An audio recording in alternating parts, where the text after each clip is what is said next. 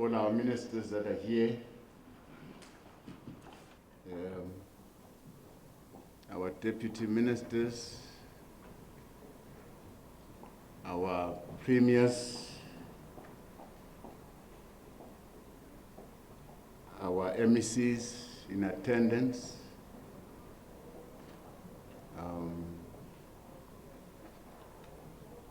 the deputy chairpersons, Mr. Jalinjali and Ms. Mayegiso,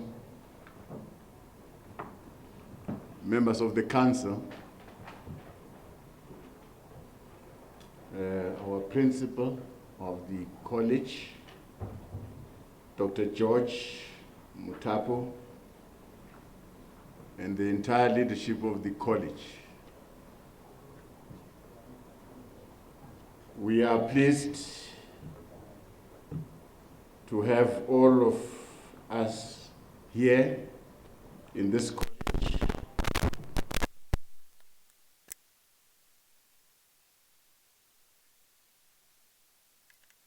Time we are meeting physically as the council since the breakout of the COVID-19 and all the restrictions that followed.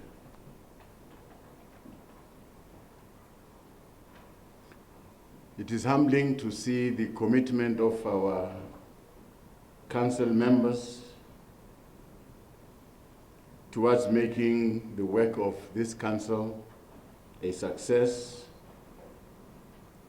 especially in the current turbulent economic times, as we collectively seek to find solutions to skills development for the economy and the future of work. Our meeting is very important in trying to chart a way forward for our country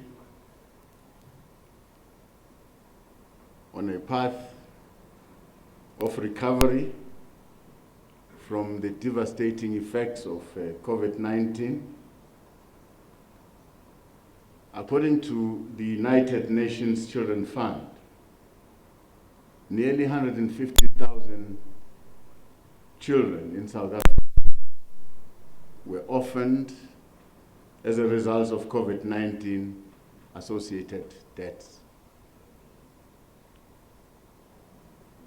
The devastating effects of the pandemic disrupted economic activities and their value chains, leading to closure of many of our businesses, thereby resulting into massive job losses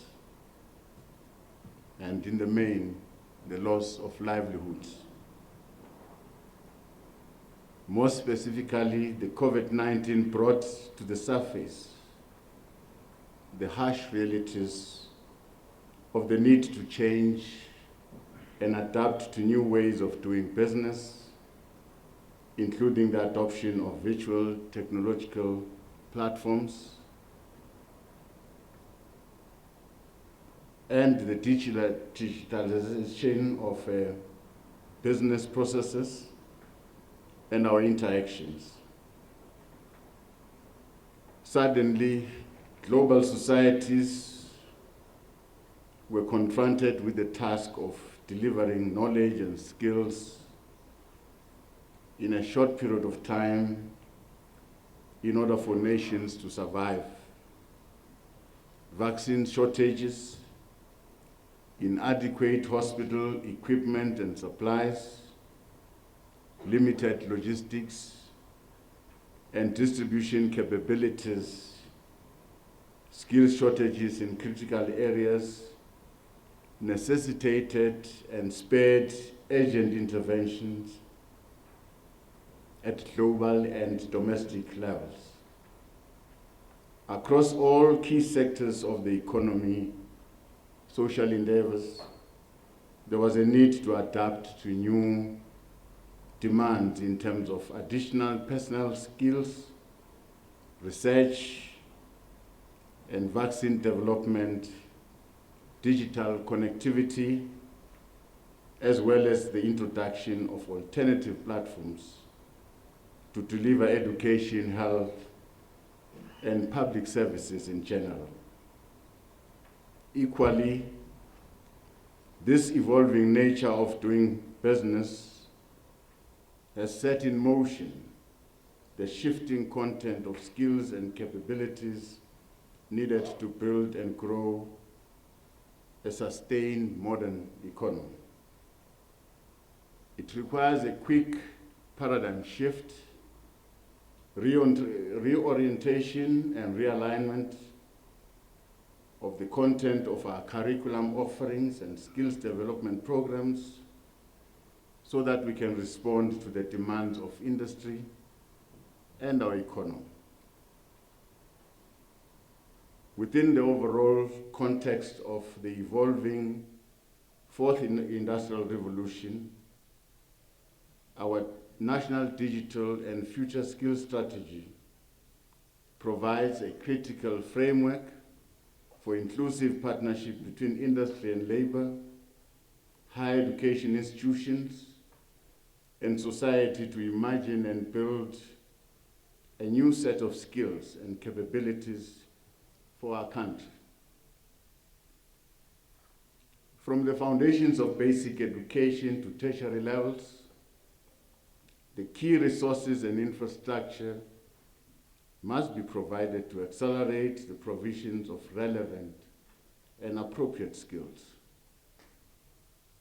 Our focus as Council should be rooted on strategies that will see an increase in productivity and the realization of skills that are necessary for our country to become a knowledge and skills-based economy. That is why we are encouraged by what we have seen on this campus, where the world of old knowledge collides with new cutting-edge research and technology in disciplines like mechatronics, and where this institution is at the forefront of its introduction for our skills revolution. This combination of mechanical engineering, electronics, and computer systems will definitely go a long way in developing the skills that we require as a country in our effort of reindustrialization towards growing our economy. We applaud the leadership of this college, the principal for such an innovation, and we hope it will inspire other institutions to follow suit in looking at other similar initiatives to expand and diversify our skills base. We're also encouraged by the partnership that this college has entered with industry players to ensure that it aligns and tailors its training and skills offerings to industry needs. As the Council, we need to ensure that all our colleges, our TVET colleges, have strategic partnerships with industry players across all economic sectors. This will enable experiential learning, placement, entrepreneurship development, and employment opportunities for all our students that are produced in this college system. We must address the socio-economic challenges that we are facing in order to ensure sustainable livelihoods and social cohesion. Stats SA says the country's unemployment rate stands at 33.9% in the second quarter of the year, with almost 12.3 million of our people who are jobless. Most concerning is that 35.7% of youth between the ages of 15 and 24 are classified as not in employment, not in education, and not in training. The story that this statistics depicts, it's very concerning, as we note that 39.3% of black women are unemployed and therefore vulnerable.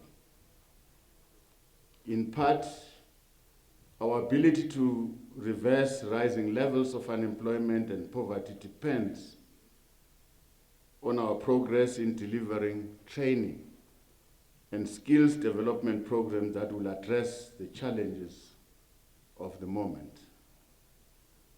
Apart from this, in the schooling and training system, the reality is that we have an unsustainable high number of young people who are unemployed. Something drastic needs to happen. Therefore, as a council, we need to put measures in place to ensure that those who have lost employment and learning opportunities are able to bounce back through a package of skills development interventions that will create viable options in their life. What the COVID-19 pandemic has taught us is that certain jobs may not come back as we know them. Therefore, we need to work with industry to design targeted skills programs that will facilitate the absorption of young people into entrepreneurship and employment. Many a time, we keep deliberating on our challenges, and we also make undertaking to change course, but very little is done to implement all the good resolutions that we take to change the situation. You'll remember that we had the Council Summit, and in that summit, we took a number of resolutions that are aimed to change our fortunes. I think this meeting should reflect on the progress we have made, bearing in mind the dire state of our economy and the hardships that are an outcome of unemployment, poverty, and inequality. To this end, we must, as Council, finalize our program of action today. Reflect on whether the work of this Council will produce the necessary skills that are appropriate for our citizens to thrive in the era of the fourth industrial revolution. Reflect on how the Council develops targeted and progressive delivery of key outcomes that can be measured over the term of the existence of this Council. Instead of trying to do everything at once, we should reflect on how we prioritize and select a portfolio of interrelated national high-impact interventions or projects to deliver tangible results for our country. More critically, we need to be clear about how we mobilize the requisite financial resources from government and the private sector to jointly drive these initiatives. How do we ensure that the human resource development strategy responds to the current job seekers and those pursuing entrepreneurship. Therefore, the program of action should lead to the realization of a better environment for learning and training. With proper education and training, we can move forward as a country. Equally so, we cannot move our country forward if we do not urgently intervene to address the challenges that are facing our basic education sector. As a result of the COVID-19 pandemic, we have seen the unfortunate increase in schools dropouts, the fact that approximately 750,000 students did not return to school due to the pandemic should be of great concern to all of us as the Council. This increasing dropouts rates compound the already high number of people that are not in education, they are not in any employment or training. Furthermore, COVID-19 has highlighted the issue of the digital divide in our society. While other schools in affluent areas were able to continue learning during COVID-19, those who have no access to ICT have been disadvantaged, thus lagging behind. Hence our call for the mobilization of the requisite resources from government and the private sector to jointly drive these initiatives. In line with the vision of our National Digital and Future Skills Strategy, let us ensure that the South African community becomes digitally adaptive and to ensure digital inclusivity for future generations. This will be possible if we establish an education and skills development ecosystem that provides South Africans with the required skills to create and participate in the digital economy.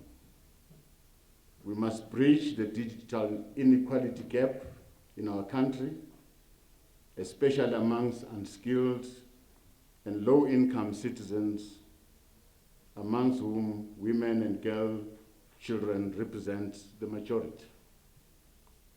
If we are to win the war against poverty, we must find ways to keep our children in school so that they can gain the necessary knowledge and skills to be active participants in our economy. The Council must continue to reverberate the message that says education is the only way that we are going to transform our society. It unlocks doors to greener pastures, and it locks doors to crime, substance abuse, and many ailments that are negatively affecting our communities. With the time that we have remaining for our term as members of this Council, let us recognize our collective responsibility as partners to work more diligently towards realization of the goals as outlined in our strategy, and we are not going to fail our people.